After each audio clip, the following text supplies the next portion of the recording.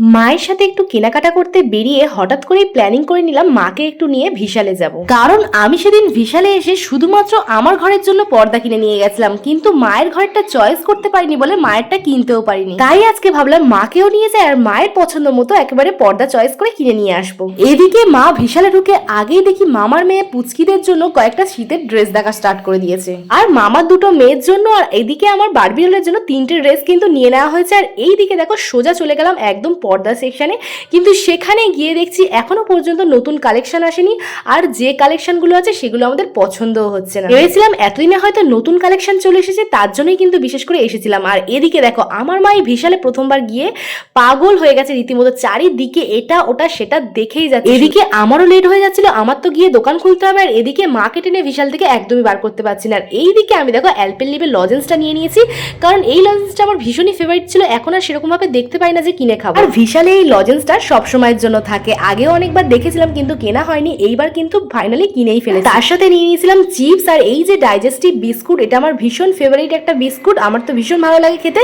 তো তার জন্য নিয়ে নিয়েছিলাম। আর পর্দা তো কেনা হলোই না। আর এদিকে আমার ছিল প্রচন্ড তাড়া। তো বাই বাই, দেখা হচ্ছে নেক্সট কোনো ব্লগে।